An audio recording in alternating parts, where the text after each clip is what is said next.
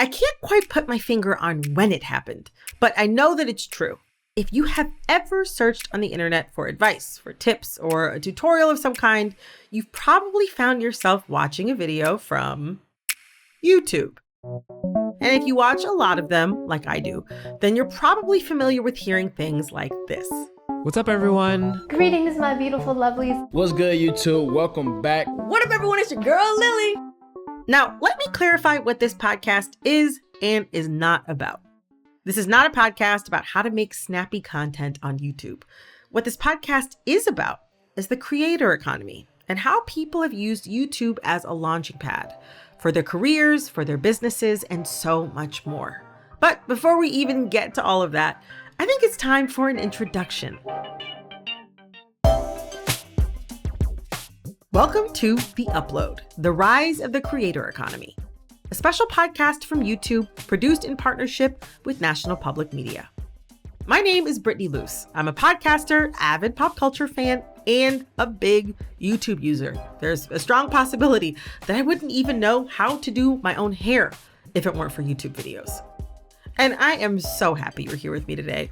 In this podcast series, we're going to go behind the video screen to talk to YouTube creators who've turned their channels and passions into successful careers and businesses.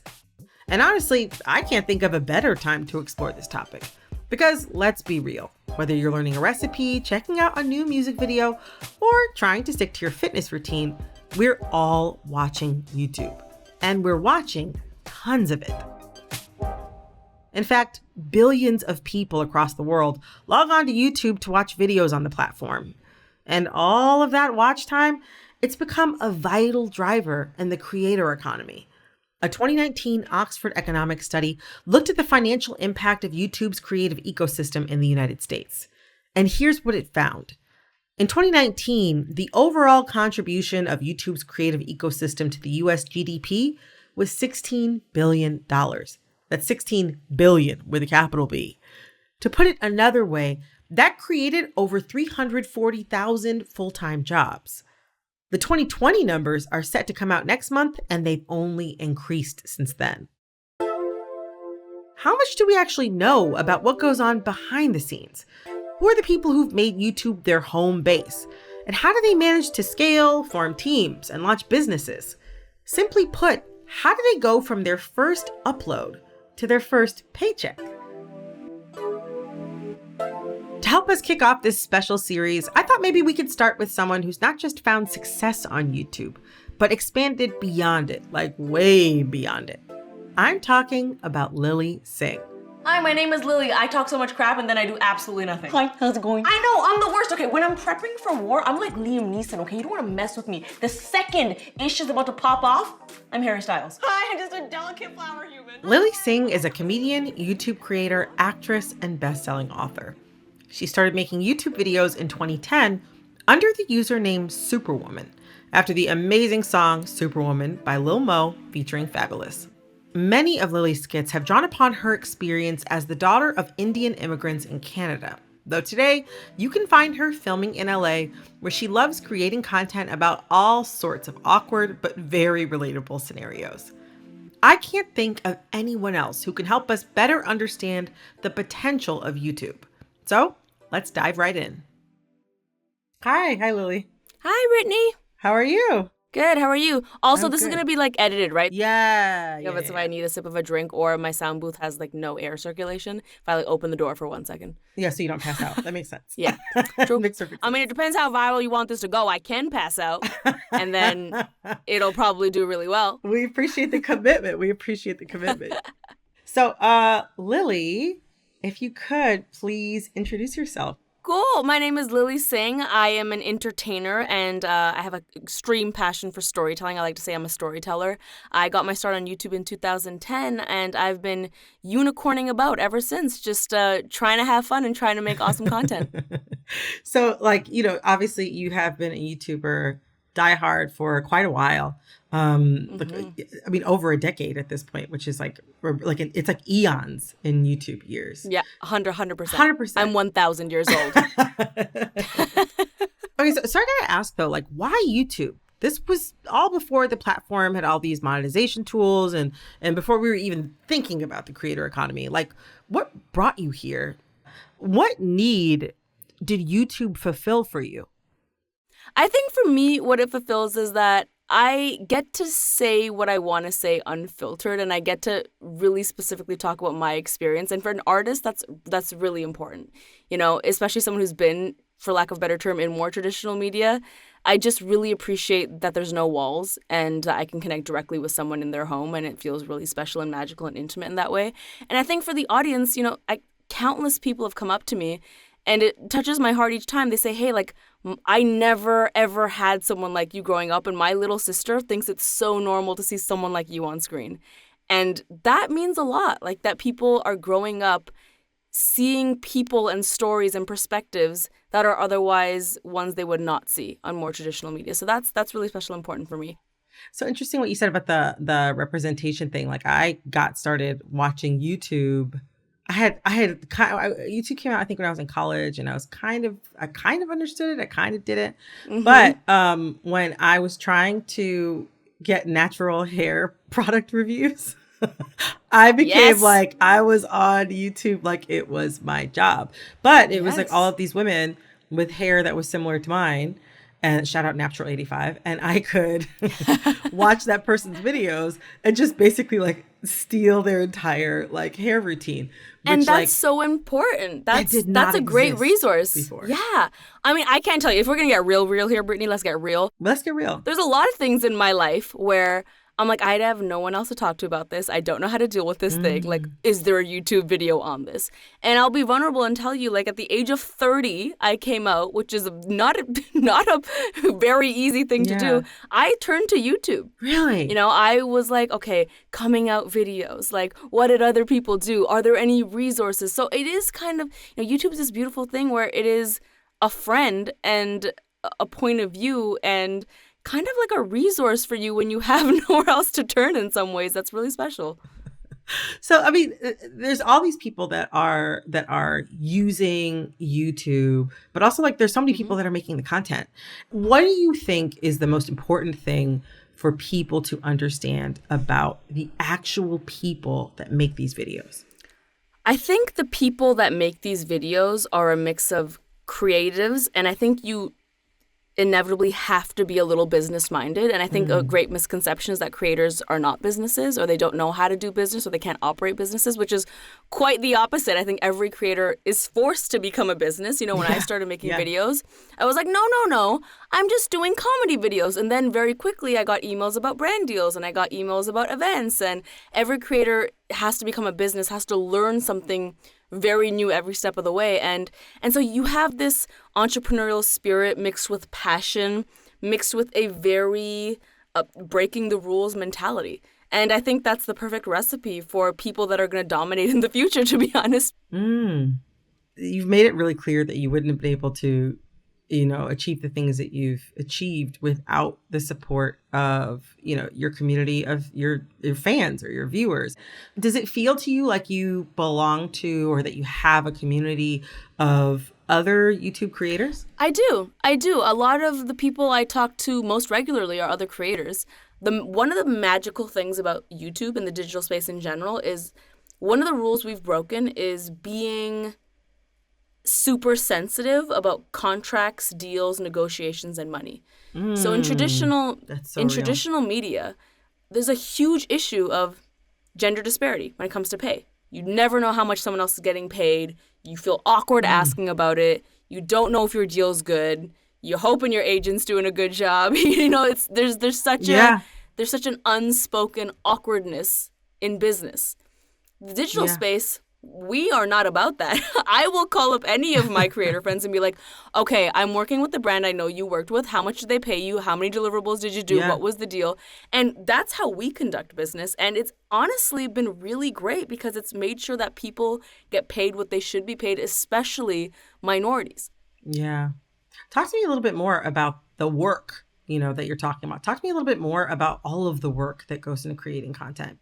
I'll talk to you from my personal experience of what that workload looks like. So, of course, there's production stuff like you mentioned. Then there is someone comes on my channel, are they incentivized to stay on my channel or are they going to leave soon? Like all that stuff, even then connecting to your audience. Like once you release a video, it's important to then go through the feedback of the video, respond to comments, you'll see what the audience is saying. What do they want to see in the future? You got to maintain that whole level of it.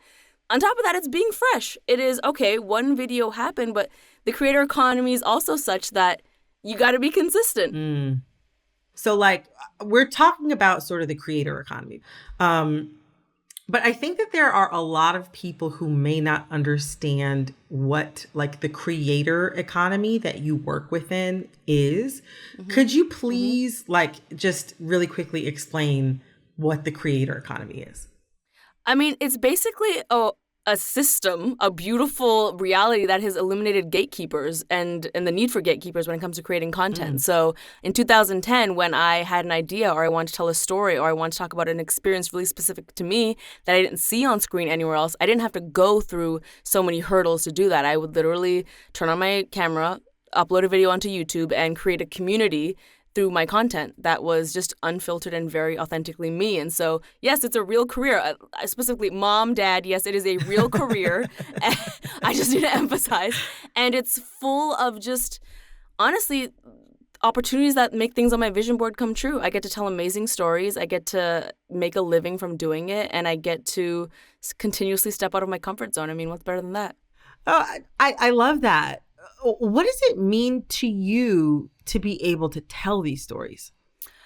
I think, and I'm going to make a bold statement here, I think there is nothing more powerful than someone who is able to communicate their point of view, their experience, unfiltered. Like, that is a very powerful thing. Not only has it changed the entertainment industry, but it has just changed how we view the workforce. It has changed opportunity for underrepresented voices. A lot of creators are self-employed and they are self-taught, and there's no one we can look back on. There's very few people you can look back on. You know, in other industries, you think, oh, okay, well, what did so-and-so do in 1984? Let's go look at that. And let's, when being a creator, it's you are paving the path. I think my parents are used to more traditional career paths, and they were probably really stressed when I said I wanted to make content online. And I think I've shown my inner and outer family, extended family, that this is a real thing. And honestly, it's really the thing that is really sweet to me is I've given them a lot of experiences that I think they would have never imagined they'd be in. I mean, it really is so incredible that you've been able to give, you know, this kind of exposure an experience to your family and for you guys to be able to share that together. And yet somehow there's this misconception still that being a YouTube creator is an easy job, when actually like it's kind of like 10 jobs in one. I was going to say, the answer to it's not a real job is like, it's right. It's actually 10 real jobs. It's 10 real jobs, especially when you start. When I started in 2010, I was my writer, my shooter, my director, my editor, my marketing manager, my everything. You do everything. I always say that back in the day before YouTube has had like popping analytics, I had my own Excel sheet where I would track how many views and how many followers. Like I type A personality, y'all. I would like monitor all that stuff myself. It is a really respectable thing that these creators can pump out content on a schedule that's so rigorous because they're doing it on their own will. So you were obviously committed to making your channel a success from day one. What was motivating you to keep you going? Like, was it your fans? Was it something else? I think the relationship between creator and YouTube is one where community gets formed, to be honest. I know there's a lot of opportunity to connect with your audience these days. There's so many different platforms, so many different avenues. I still believe that YouTube is the place where you really build a connection with other people because it's longer form content. People are actively looking for something. And so when they find it, they have a special connection with that something. And so I just feel like most of my community and my ride or die OG audience members are still on YouTube, and that's still the home I go back to. What are things that you've adjusted as you've gone along? Like, even specifically with your channel, like, were there things that you tried and didn't work and then learned from and changed? Like, were there things that you sort of accidentally stumbled upon and decided that you wanted to keep? Yeah, well, a lot of people don't know this, but I think two of the most infamous characters on my channel are my mom and dad characters, Manjeet and Paramjeet. Loosely inspired by my real parents. I need to say loosely before I get in trouble. They're not my real parents. They're loosely inspired. you know, when I first started making videos, those characters were actually played by my friends. So my friends would come over and be those characters. But then me being Lily, I got obsessed with making content and I wanted to do it so often. My friends were like, we're not coming over every day to put a wig on and be your mom and dad. And I said, fine. So that's why I started playing the characters myself. And by mistake, I stumbled onto this magic sketch thing where I played all the characters. That's how that happened. I had no intention of ever playing all the characters in my videos. It literally was out of necessity because my friends were about to stop being my friends. This is what I mean by being a creator means you have to inevitably create a business, because back in the day when I shot my own videos, I couldn't stand on my mark and shoot my video at the same time. So I literally put a lamp in place of where I was standing, focus on the lamp, move the lamp out of the way. And then that's literally how I focused on myself. But now, you know, my team is, you know, I have an editor, I have a great DP that shoots, I actually have a sound person that comes, we have gaffers that help with lighting. I have interns that come in and also learn about social media from us as well, our company. I think that's definitely cool. In terms of how I've pivoted, I'll be real with you. I think when I started off, I was very driven by how can I grow my channel? How can I expand? How can I get more people in more countries to watch my channel? I still think that's important, but I think where I am right now in my life, I also find it important to be fulfilled and make things that are exciting to me and that I like and that I think are important. So that's how I've pivoted. I've pivoted to half strategy, half spirituality, which is how I live my life. Talk to me about like your journey into, I guess, like diversifying, I suppose. Like, we know how you got started, but talk to me more about your journey as a creator as you realized, oh, I can monetize this, and oh, there are things also outside of YouTube that would be really good opportunities for me. I think, you know, I did YouTube videos religiously for about 8-ish years, and for 8 of those years I did almost everything myself. And then when I moved to LA, I found it important to have a team so I could diversify. I thought, I really like storytelling. I want to do more of it. I want to do it smarter, work smarter. Let me build a team. Since then, I've been able to, you know, really think about what it is I want to do as a creator. And I think what it boils down to is I want to tell stories that are not being told in a very authentic way for people that need those stories, right? And YouTube is one great way to do that. And I still maintain that. But some of my ideas are better as a movie, or they're better as a TV show, or they're better as a podcast. And so I have aspirations to definitely create in a number of places. Having done things your way rather than the traditional way, how did that help you become a better creator? Like, what skills did you gain? I gained the ability to see the entirety of a project, even though I'm currently only in one aspect of it. That's a big thing. I think as a creator, when you are writing a script or you're shooting a video, you're not just thinking about that moment. I think if you're an actor on a set, you're like, okay, this is my scene. These are the lines I got to do. Boom. When you're a creator, you're thinking about, okay, so when I release this video, like what is the description? What is the caption? How am I going to hype up this video? What is the narrative I'm going to put out? And even when you're shooting the video, you're probably editing it in your mind as well. So often on set, so often on a traditional set, someone will come up to me and be like, are you an editor? And I'm like, I'm literally editing this entire movie in my brain as we shoot it. How would you, like, what advice would you give to aspiring entertainers, you know, who want to be on YouTube? All right, I'm going to give some advice. It might be some like big sister advice, but it's real. It takes a lot of work. I know it may not seem like it if you've not done it, but it takes a lot of work because social media is 24/7. There is no punching in and punching out. And so I would say to creators, find the thing that you're really passionate about and create around that. You know, don't follow necessarily solely what the trends are, solely what is performing well, solely what gets views, because that gets exhausting really quick. And I'm a big believer of longevity when it comes to being a creator. I don't want to be a creator for a year. I want to create for my life. And to create for my life, I have to create something I'm passionate about, because otherwise it's exhausting to put up a facade, to pretend to be passionate about something or pretend to care about something. So whoever you are, whatever your unique point of view is, lean into that and do stuff you're passionate about, because life's too short to be working so hard on something you're not. That's wonderful advice. Is there anything you recommend that aspiring creators not do? I would say, I know it's more than fine to be inspired by people. I was inspired by lots of people when I started my YouTube career.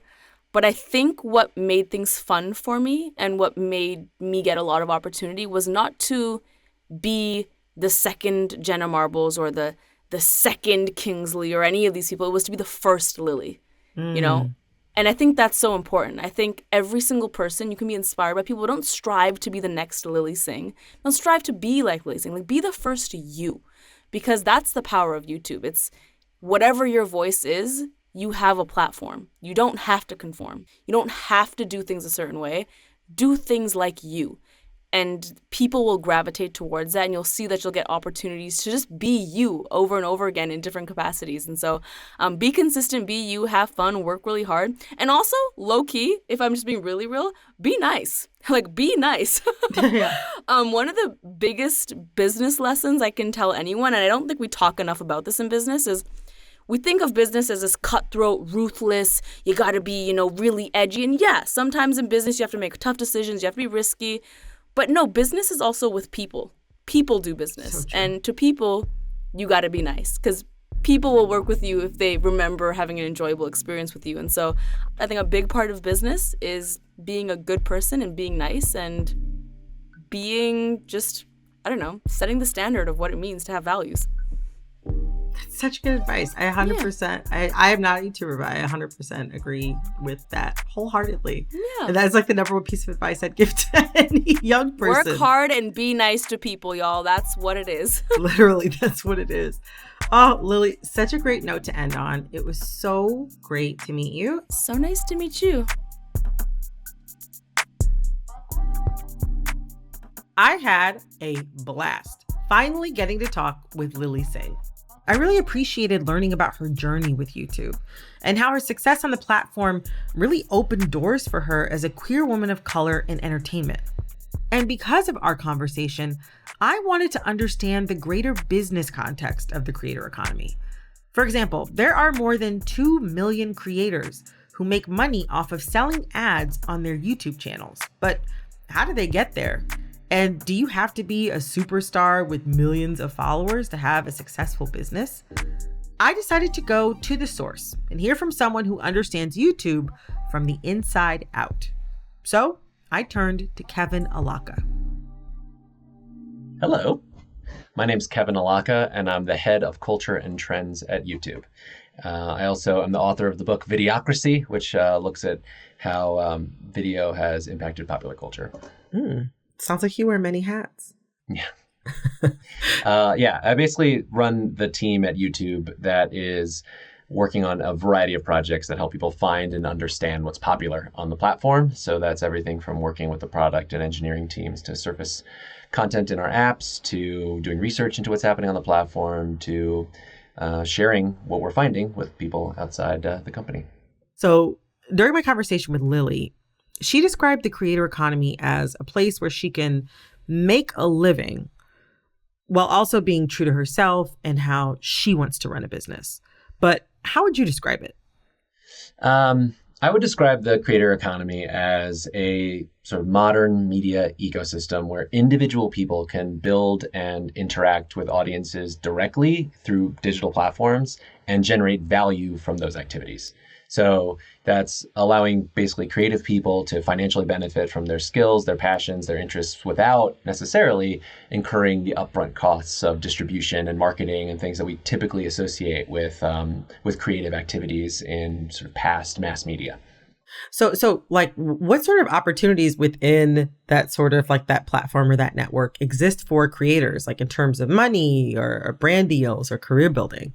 So there are multiple ways that people are able to earn money through creating content online. Some of that is through ads that run on their videos, in which they get a portion of the revenue from the ads that run.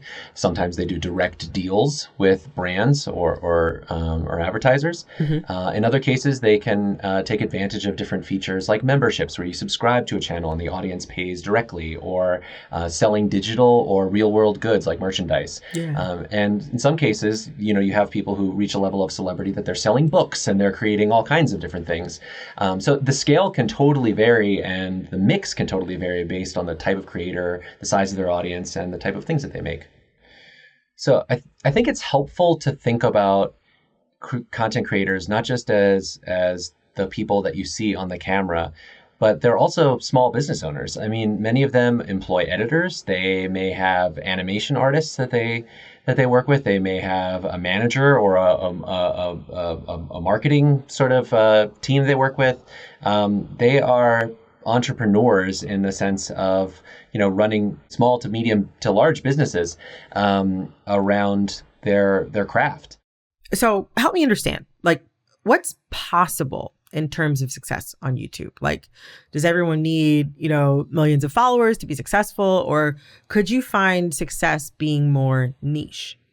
You definitely don't need 1 million subscribers to be successful. YouTube adapts to the type of success potentially that you're seeking. I've seen farmers who have like their YouTube channel is like one alternative revenue stream to their farming. Like that's not their full-time job, is not making content online, but it's like a part of the mix of stuff that they're making, right? It's been interesting how over the years you used to have to produce something every day to be successful. And there are people who do that. There are now people who produce one thing a month that's like an hour long, and that's like, that's their path to being successful. There are other people who this is one revenue stream amidst a bunch of other revenue streams they might have that are off of YouTube that they're able to supplement. So success can totally vary per person, and it does not rely necessarily on having the kinds of social media influencer audiences that we kind of typically associate with it. So you created the YouTube Trends Report, and it touches on this idea of togetherness and how YouTube has become a tool for facilitating a sense of connection. You also talked about how viewers are looking for radical relatability. Lily mentioned in our conversation that to be successful on YouTube, you have to be yourself instead of trying to emulate somebody else. Like, what does radical relatability mean? And how does Lily's advice fit into that concept? The idea of radical relatability is just the idea of authenticity being key. It's about creating connection in a direct sense, right? The whole idea of web video and YouTube is that it's unmediated, right? You're able to connect directly with that audience. And, Lily back in the 2010 when she started her channel was able to connect with her fans all over the world right from her bedroom, right? Yeah. And so when you're not real, you're kind of breaking the experience a bit. Like the value, the thing that makes the experience so compelling and interesting is that sense of realness. And then, so you take that kind of baseline, and then you look at where we've been for the last year and a half, which is a time when the lines between our personal and professional lives have gotten totally blurred together. Yeah. We're talking to each other from our houses and our living rooms with our kids screaming in the background and stuff. I mean, it's like that's life now, and that's fine. And so I think it's accelerated or increased this appetite for media that is real, that is reflective of our experiences, because we don't have that same expectation of distance in the same way that we did before. So I think, that goes back to these channels that are creating content that exists in genres that on paper sounds so ordinary, but is actually very compelling because the perspective that is layered on top of it is unique and interesting. So I wonder if, what are some of the interesting trends that you're seeing in the types of creators that become successful on YouTube? A number of years ago, I became fascinated with trying to understand what are the common patterns between all of these channels, because they were so varied. We had everything from farmers to people growing plants to comedians to gamers. It's just like all over the place. And so you're saying, what is the through line of this thing? And the interesting thing is that as sort of digital platforms, as YouTube has evolved, there's more and more variety. The thing that sort of unites all this stuff is you just have people who are increasingly skilled with expressing themselves and sharing their kind of very unique point of view. I think a lot of these formats, a lot of these genres, a lot of these different approaches to content creation that exist today are really designed to create and enable people to express themselves in a very personal way. Kevin, thank you so much for talking with me today. Well, thank you for chatting with me. That was Creator Economy 101. Through Lily and talking to Kevin, I think I've learned a thing or two about the creator economy. It's big, it's diverse, and I also learned that not everyone who's successful within it needs to be a megastar like Lily. In fact, working on this podcast, I've come to see that there are so many creators who are just like you and me. They have bills to pay, they have things they're passionate about, and they have families to prioritize. And they were able to find a way to bring all of those elements into their YouTube channels. But we'll get more into that next week. That's all for this week's episode. Thank you so much for joining me. The Upload, The Rise of the Creator Economy is a YouTube podcast produced in partnership with National Public Media. Our executive producers are Brianna LaFleur and Erica Osher. Our supervising producer is Shannon Berner. Our lead producer is Teresa Avila. Editing and engineering by Ali Kiltz. Production assistance by Gurjeet Kaur with support from Maddie Weinberg.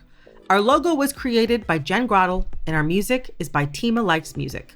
I'm your host, Brittany Luce, and thank you for listening.